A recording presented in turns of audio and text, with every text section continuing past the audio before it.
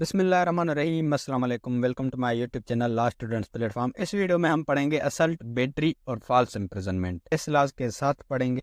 अब सबसे पहले देखते हैं कि ट्रेसपास क्या है। Trespass means wrongful act committed against property of an other person और against the person himself. Trespass एक रॉन्गफुल एक्ट है जो कि किसी भी पर्सन के खिलाफ किया जा सकता है या पर्सन की प्रॉपर्टी के खिलाफ किया जा सकता है। जो ट्रेसपास टू प्रॉपर्टी है उसको 3 कैटेगरीज में डिवाइड किया गया है: trespass to land, trespass to goods और रॉन्गफुल कन्वर्जन। और जो ट्रेसपास टू पर्सन है उसको भी 3 कैटेगरीज में डिवाइड किया गया है: असल्ट, बेट्री और फॉल्स इम्प्रिजनमेंट। अब हम पढ़ेंगे ट्रेसपास टू पर्सन। इस वीडियो में हम पढ़ के आए हैं ट्रेसपास टू प्रॉपर्टी। भी आप अगर वीडियो देखना चाहो तो देख सकते हो प्लेलिस्ट में। सबसे पहले what is trespass to person? Trespass to person is very old concept of tort that protects the person's integrity, personal space, freedom of movement.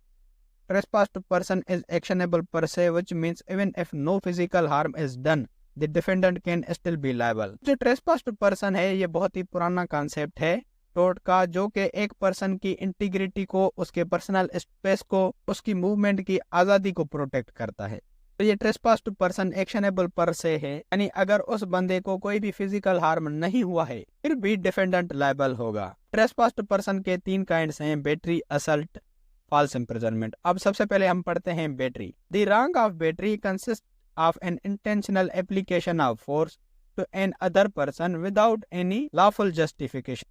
Battery involves actual physical contact. Battery की रंग में क्या होता है कि एक बंदा इंटेंशनली दूसरे बंदे पर फोर्स अप्लाई करता है किसी भी लॉफुल जस्टिफिकेशन के बगैर। उसके पास कोई भी डिफेंसेस नहीं होते लॉफुल, उनके सिवा एक बंदा यानी एक डिफेंडेंट प्लेंटिफ के ऊपर फोर्स अप्लाई करता है। बैटरी में एक्चुअल फिजिकल कांटेक्ट होता है। एक बंदे ने दूसरे बंदे को मुक्का मार दिया या धक्का दे दिया, डंडा मार दिया, उसके कपड़े फाड़ दिए, यहाँ पर एक्चुअल फिजिकल कांटेक्ट हो रहा है दोनों के बीच में, और वो बंदा उस पर एक अनलॉफुल फोर्स इस्तेमाल कर रहा है। तो ये है बैटरी। बैटरी के 3 एसेंशियल इंग्रेडिएंट्स हैं। सबसे पहला है इंटेंशन, तो दूसरा है एप्लीकेशन ऑफ फोर्स और थर्ड है नो लॉफुल जस्टिफिकेशन। एक बंदा इंटेंशनली उस बंदे पर फोर्स इस्तेमाल करता है और उसके पास कोई भी लॉफुल जस्टिफिकेशन नहीं है। मिसाल के तौर पर एक बंदे ने दूसरे बंदे को डंडा मार दिया या धक्का दे दिया, उसके बाल नोच लिए, उसके कपड़े फाड़ दिए, ये सारी चीजें बैटरी में फॉल करेंगी। इसके एग्जांपल्स भी दिए गए हैं कि कोई बंदा किसी की बॉडी को टच करता है या उसके क्लोथ्स को फाड़ता है या टच करता है या उसको एक हेयर कट दे देता है, कोई किसको किस करता है या उसकी तरफ एक पत्थर फेंकता है या फिर उसको लात मारता है। तो ये जो सारी चीजें हैं ये बैटरी में फॉल करती हैं। There is no need of physical harm to constitute this wrong. The fundamental belief of this tort is bodily integrity और let the person be alone और प्रोटेक्शन ऑफ स्पेस। इस रंग को कॉन्स्टिट्यूट करने में किसी भी फिजिकल हार्म की जरूरत नहीं। एक बंदे ने दूसरे बंदे को पत्थर मारा, उस पत्थर से अगर उसका कोई भी नुकसान नहीं हुआ है फिर भी वो लायबल होगा, डिफेंडेंट जिसने उसको पत्थर मारा। इस टोर्ट का फंडामेंटल बिलीफ ये है कि हर बंदे की बॉडीली इंटीग्रिटी होनी चाहिए, फिर उसको अकेला छोड़ देना चाहिए, उसके स्पेस को प्रोटेक्ट करना चाहिए, उसकी कंसेंट के बिना उसकी बॉडी के साथ कुछ भी नहीं करना चाहिए। ये रॉन्ग होती है बैटरी। इसके कुछ और एग्जांपल्स और केस लॉज पढ़ते हैं। एक एग्जांपल है, अगर एक पुलिस वाला किसी क्रिमिनल को लॉफुली अरेस्ट करता है तो वो बैटरी नहीं होगी क्योंकि ये लॉफुली जस्टिफाइड है। फिर अगर कोई भी बंदा डूब रहा है तो कोई बंदा उसको बचाने के लिए छलांग लगाता है, और मेरी बात है जब उसको बचाएगा तो टच भी होगा उसके साथ उसका फिजिकल कांटेक्ट भी होगा, लेकिन ये भी जस्टिफाइड बाय लॉ है। हम डिफेंसेस पढ़ते हैं, नेसेसिटी में फॉल करेगा, ये भी बैटरी नहीं होगी। इसी तरह अगर कोई भी बंदा बाजार में वॉक कर रहा है, वो बगैर किसी इंटेंशन के किसी के साथ टच हो जाता है तो वो भी बैटरी में फॉल नहीं करेगा, लेकिन अगर इंटेंशनली उसको टच करता है फिर ये बैटरी में फॉल करेगा।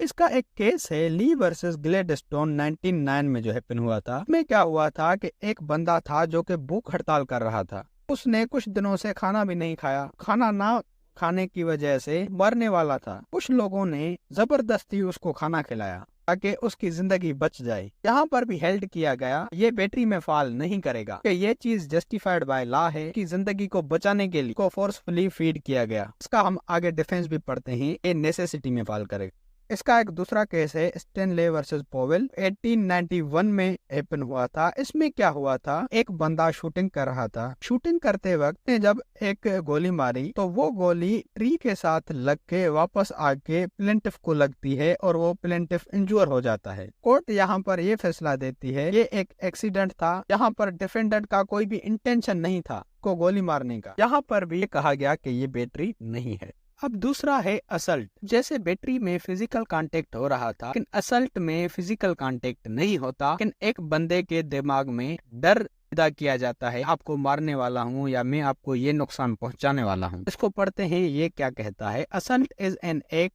To create a fear of immediate physical violence in an others mind without actual physical contact. Assault एक ऐसा एक्ट है जो कि किसी बंदे के माइंड में इमीडिएट फिजिकल वायलेंस का फियर पैदा करता है। एक्चुअल फिजिकल कांटेक्ट के सिवा दोनों पर्सन्स में भी फिजिकल कांटेक्ट नहीं होती। It is an act done by defendant to cause reasonable apprehension of infliction of battery to plaintiff। एक ऐसा एक्ट है जो डिफेंडेंट की तरफ से किया जाता है, इसमें डिफेंडेंट प्लेंटिफ के दिमाग में ये डर पैदा कर देता है कि वो डिफेंडेंट प्लेंटिफ के ऊपर बैटरी इन्फ्लिक्ट करने वाला है, बैटरी इस्तेमाल करने वाला है, उसको फिजिकल वायलेंस देने वाला है। एक बंदा कहता है कि मैं आपको ये डंडा मारूंगा, मैं आपको धक्का दूंगा, अगला बंदा डर जाता है, यहाँ पर उस बंदे ने असल्ट कमिट किया। आगे कहता है only the act of defendant does not constitute assault, the defendant should also have a prima facie ability to do the harm. Defendant का सिर्फ एक्ट असल्ट को कॉन्स्टिट्यूट नहीं करता, डिफेंडेंट के पास वो एबिलिटी भी होनी चाहिए वो हार्म करने की। तो अगर एक छोटा बच्चा है वो किसी बड़े आदमी को कहता है कि मैं आपको मार दूंगा, वो बड़ा आदमी में जाके केस करता है कि इसने मुझ पर असल्ट कमिट किया है, तो ये असल्ट नहीं होगा। तो डिफेंडेंट के पास वो एबिलिटी भी होनी चाहिए, वो कह रहा है वो कर सके। फिर अगर एक बंदा किसी दूसरे मुल्क में बैठा है, एक बंदे को कॉल पे कहता है आपको छोड़ूंगा नहीं, ये भी असल्ट नहीं होगा, ये भी इमीडिएट फिजिकल वायलेंस नहीं है। बंदा ऐसी धमकी दे, एक ऐसा एक्ट करे जो कि अगले बंदे के दिमाग में इमीडिएट फिजिकल वायलेंस का डर पैदा करे। या फिर अगर एक बंदा किसी को कहता है कि मैं 10 दिन के बाद आपको नहीं छोड़ूंगा, ये भी इमीडिएट फिजिकल वायलेंस नहीं है, तो ये भी असल्ट नहीं होगा। इसमें भी एक केस है स्टीफन वर्सेस मेयर्स जो कि 1830 में हैपन हुआ था। में क्या हुआ था कि एक मीटिंग चल रही थी, उस मीटिंग में सारे लोग बैठे हुए थे। जो डिफेंडेंट था वो 7 पेयर्स दूर प्लेंटिफ से बैठा हुआ था। अचानक किसी बात पर डिफेंडेंट प्लेंटिफ पे चिल्लाता है, गुस्से में उठता है, एक मौका बनाता है और प्लेंटिफ की तरफ बढ़ता है उसको मारने के लिए। जो दूसरे लोग बैठे थे उस मीटिंग में वो उसको रोक देते हैं और उसको बाहर ले जाते हैं। इसमें हेल्ड किया गया इस बंदे ने यहाँ पर असल्ट कमिट किया। इस बंदे ने इस प्लेंटिफ के दिमाग में इमीडिएट फिजिकल वायलेंस का डर पैदा कर दिया, तो ये चीज असल्ट में फॉल करेगी। अब थर्ड है false imprisonment. False imprisonment occurs when there is imposition of total restraint upon the liberty of person in their personal movement for some period, even if short, without lawful justification or consent। False imprisonment तब occur होती है जब कोई भी बंदा किसी भी बंदे की पर्सनल मूवमेंट में कंप्लीटली रेस्ट्रेंट इम्पोज कर दे, यानी कंप्लीटली उसको रोक दे, किसी भी डायरेक्शन में वो ना जा सके, ये होगी फॉल्स इम्प्रिजनमेंट। भले ही उस बंदे को थोड़े ही टाइम के लिए रोका जाए, फिर भी ये फॉल्स इम्प्रिजनमेंट में फॉल करेगा। यहाँ पर उस बंदे के पास लॉफुल जस्टिफिकेशन या उस बंदे की कंसेंट शामिल ना हो। जैसे कि अगर कोई भी पुलिस वाला लीगली किसी बंदे को जेल में डालता है तो ये फॉल्स इम्प्रिजनमेंट नहीं होगी, लेकिन अगर वही पुलिस वाला को इलीगली बंद करता है ये फॉल्स इम्प्रिजनमेंट होगी। फिर कोई भी आम आदमी किसी को जाके कमरे में डाल के बंद कर देता है, ये फॉल्स इम्प्रिजनमेंट होगी। फिर एक बस जा रही है, एक बाइक पे बंदा जा रहा है, को 4-5 लोग के घेर देते हैं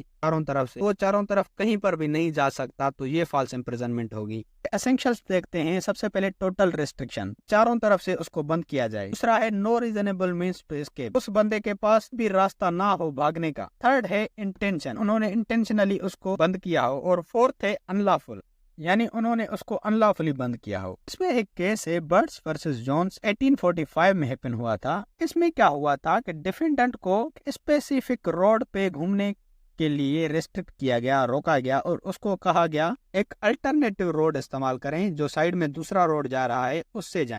यानी कोई ऐसा जलसा चल रहा था, कोई ऐसी शादी थी, उस रास्ते को उन्होंने बंद किया हुआ था, तो लोग आ रहे थे, उनको वो कह रहे थे आप दूसरे रास्ते से जाएं। यहाँ पर कोर्ट ने हेल्ड किया कि ये फॉल्स इम्प्रिजनमेंट नहीं है, कि उस बंदे को टोटली रेस्ट्रिक्ट नहीं किया गया, चारों तरफ से उसको बंद नहीं किया गया, पास एक दूसरा अल्टरनेटिव रास्ता है जाने के लिए, ये फॉल्स इम्प्रिजनमेंट नहीं होगी।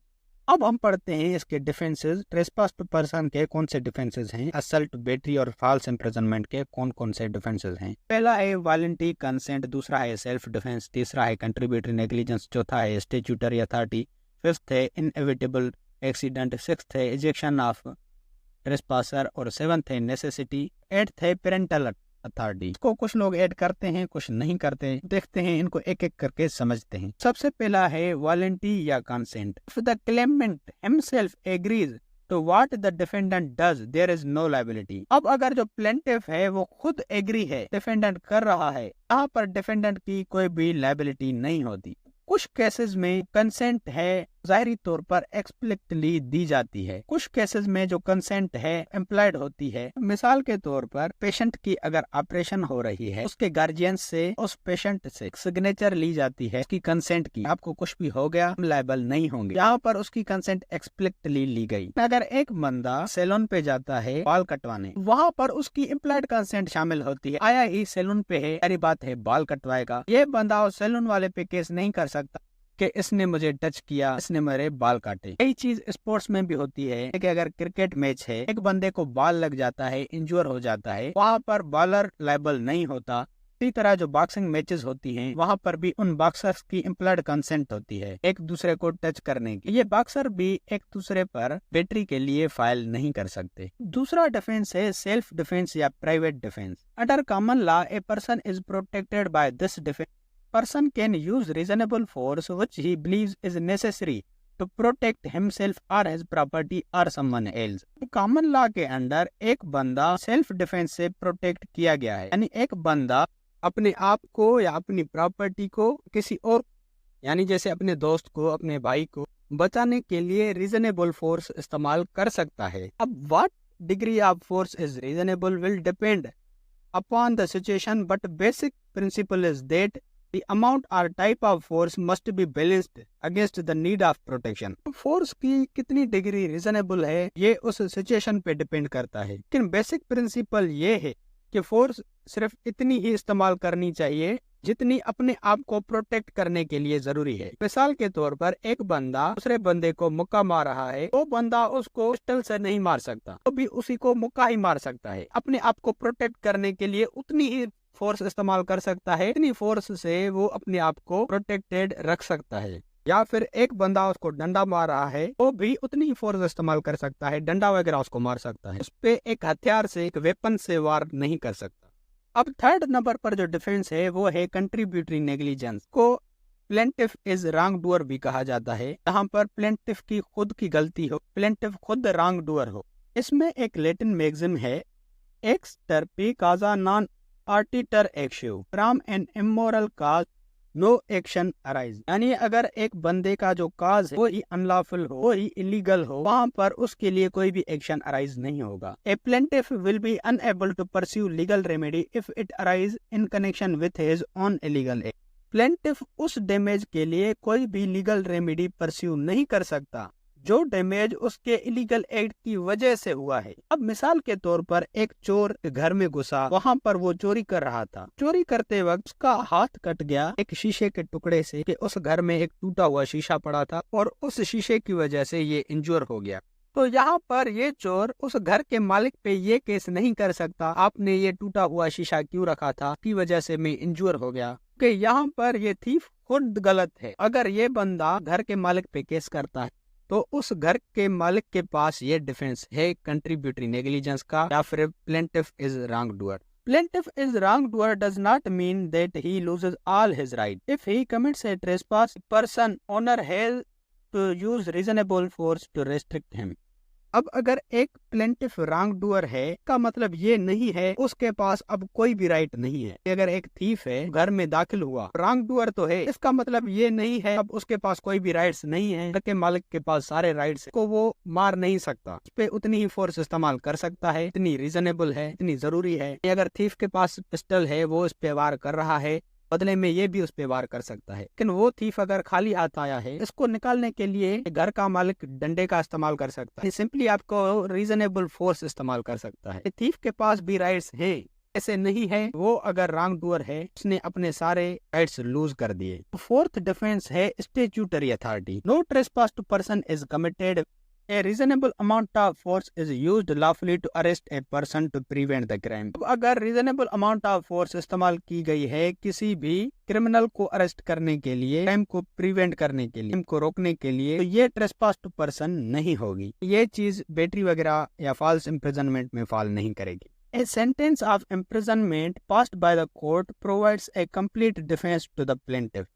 कोर्ट ने अगर किसी भी बंदे को सजाए मौत दे दी, इम्प्रिजनमेंट की सजा दी, कोर्ट ने तो हुक्म सुना दिया, उसको सजा तो कोई और बंदा देगा, जेलर होगा जो उसको जेल की तरफ लेके जाएगा, जो दजाल होता है उसको फांसी देता है, उनके पास ये डिफेंस होता है स्टैट्यूटरी अथॉरिटी का। एक दजाल उसको अगर फांसी देता है, वो बंदा उस दजाल पे केस नहीं कर सकता कि इसने मुझे टच किया। एक बंदा उसको जेल ले जाता है, वो बंदा उस पे केस नहीं कर सकता कि इसने मुझे हाथ से पकड़ कर जेल में लेके गया। उनके पास ये कंप्लीट डिफेंस होता है स्टैट्यूटरी अथॉरिटी का। स्टैट्यूटरी अथॉरिटी दो टाइप्स की होती है, एब्सोल्यूट स्टैट्यूटरी अथॉरिटी और conditional statutory authority. Absolute statutory authority में पास एब्सोल्यूट कंट्रोल होता है। मिसाल के तौर पर से एक ट्रेन है, ट्रेन के पास एब्सोल्यूट अथॉरिटी होती है, वो जितना भी शोर करे उस रेल की ट्रैक के साइड में जितने भी घर हैं न्यूसेंस के लिए फाइल नहीं कर सकते उस रेलवे के खिलाफ। अगर एक आर्मी है ऑपरेशन कर रही है, उनके पास भी एब्सोल्यूट अथॉरिटी होती है। कंडीशनल अथॉरिटी जो वो पुलिस वालों के पास होती है, उनके पास कंप्लीट अथॉरिटी नहीं होती। जैसे कि अगर एक पुलिस वाला किसी को अरेस्ट करने आया है, उसके लिए जरूरी है कि वारंट हो उसके पास, इसमें कुछ लिमिटेशंस होती हैं पुलिस वाले के पास। अगर जैसे आर्मी है पास एब्सोल्यूट अथॉरिटी होती है।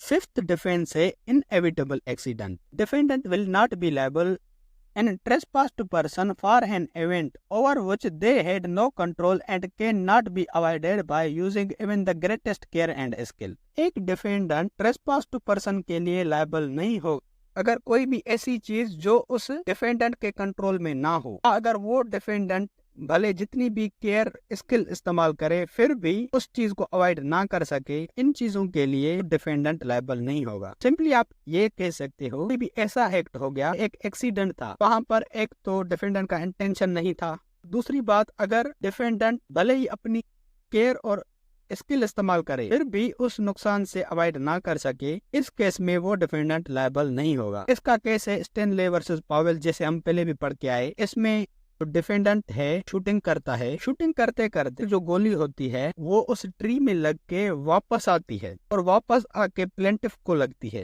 यहाँ पर कोर्ट क्लियर करती है इस केस में जो डिफेंडेंट है लायबल नहीं है। एक तो इसका इंटेंशन नहीं था और दूसरा ये इनएविटेबल एक्सीडेंट है, इसके कंट्रोल में कोई भी चीज नहीं थी, ये अपनी केयर और स्किल इस्तेमाल करता फिर भी इस नुकसान से अवॉइड नहीं कर सकता।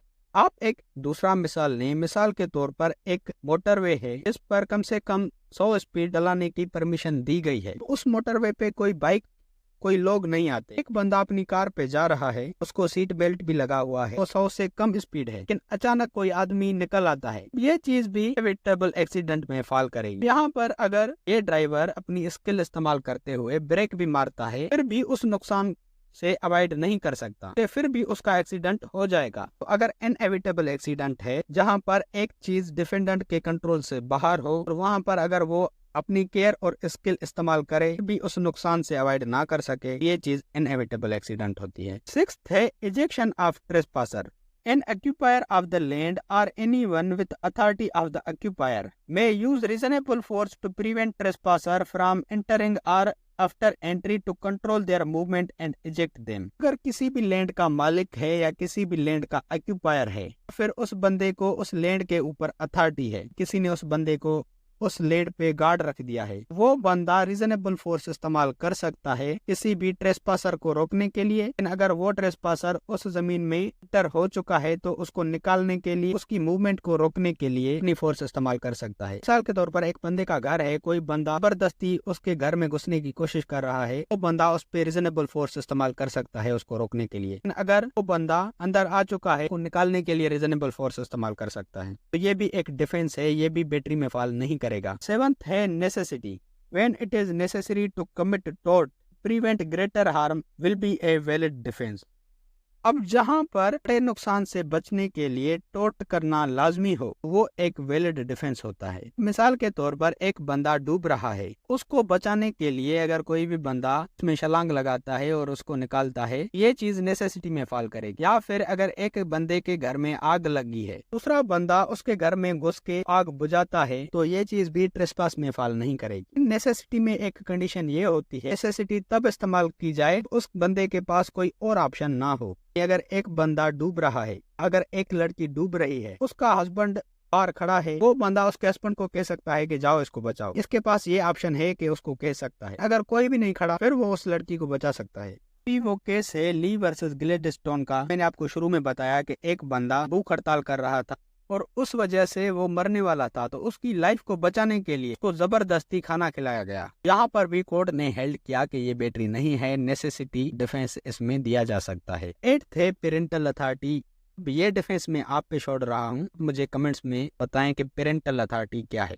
तो हम देखते हैं कि जो नेसेसिटी है और प्राइवेट डिफेंस है, इन दोनों में क्या फर्क है। In necessity plaintiff is innocent and in private defence plaintiff is wrong doer. Necessity में जो प्लेंटिफ होता है वो इनोसेंट होता है, प्राइवेट डिफेंस में जो प्लेंटिफ होता है वो रॉन्ग डूअर होता है। जैसे नेसेसिटी में एक बंदा डूब रहा है, उसको एक प्लेंटिफ बचाने गया, वो जो प्लेंटिफ बचाने गया उसको वहां पर इनोसेंट होगा, वो डूबने वाला बाद में उस पे केस करता है, मुझे टच किया, ये प्लेंटिफ ये डिफेंस देगा नेसेसिटी का कि मैंने इसको बचाने के लिए टच किया था। प्राइवेट डिफेंस में जो प्लेंटिफ होता है वो रॉन्ग डूअर होता है। जैसे कि एक चोर एक बंदे के घर में घुसा, उसका हाथ कट गया तो शीशे की वजह से, यहाँ पर जो चोर है उसने उस घर के मालिक पे केस कर दिया, चोर यहाँ पर रॉन्ग डूअर है। नेसेसिटी और इनएविटेबल एक्सीडेंट में क्या फर्क है। Necessity harm is done intentionally to prevent greater harm. तो नेसेसिटी में बड़े नुकसान से बचने के लिए छोटा नुकसान किया जाता है, इंटेंशनली किया जाता है। इनएविटेबल एक्सीडेंट में वो चीज इंटेंशनल नहीं होती। तो एक बंदे के घर में आग लग गई, दूसरा बंदा बंदे के घर के दरवाजे को तोड़ता है, घर के दरवाजे को उसने तोड़ा तो यानी ये इसने नुकसान किया। ये नुकसान छोटा है कि ये इसने नुकसान किया नुकसान से बचने के लिए, आग बुझाने के लिए वहां पर दाखिल हुआ। यहाँ पर इसने जो दरवाजा तोड़ा ये इंटेंशनली तोड़ा। इनएविटेबल एक्सीडेंट में वो चीज इंटेंशनल नहीं होती। जैसे कि उस बंदे ने गोली मारी थी, वो गोली ट्री से लग के वापस आ गई, यहाँ पर उसका कोई भी इंटेंशन नहीं था। दोस्तों ये था हमारा आज का टॉपिक। उम्मीद है कि आपका कॉन्सेप्ट क्लियर हो गया होगा। अगर आपको लॉ ऑफ टॉर्ट्स के दूसरे वीडियोस देखने हैं तो आप मेरे चैनल की प्लेलिस्ट विजिट कर सकते हैं। मेरी आपसे एक रिक्वेस्ट है, ये वीडियो आप अपने लॉ के ग्रुप में लाजमी शेयर करें। आपके जो क्लोज फ्रेंड्स के लॉ के स्टूडेंट्स हैं के साथ ये वीडियो लाजमी शेयर करें। अब मेरे चैनल की लिंक उनको सेंड कर दें। अगर आपको लॉ ऑफ टॉर्ट्स के नोट्स चाहिए तो डिस्क्रिप्शन में दी गए लिंक पे क्लिक करके आप लॉ ऑफ टॉर्ट्स के नोट्स भी डाउनलोड कर सकते हो। और ये वीडियो आप कौन सी सिटी से देख रहे हो वो कमेंट्स में जरूर बताएं। अगर आपको लॉ के रिगार्डिंग किसी भी टॉपिक की वीडियो चाहिए तो वो टॉपिक लिख के साथ में LSP लिख के सर्च करेंगे तो आपको सबसे पहले मेरे वीडियोस मिल जाएंगी, जिससे आप अपना इजीली कॉन्सेप्ट क्लियर कर सकते हैं। या फिर अगर आप मेरे चैनल की प्लेलिस्ट में जाते हैं तो वहाँ पर आपको हर सब्जेक्ट की अलग से प्लेलिस्ट मिल जाएगी, जहाँ पर उस सब्जेक्ट के सारे वीडियोज़ मिल जाएंगे आपको।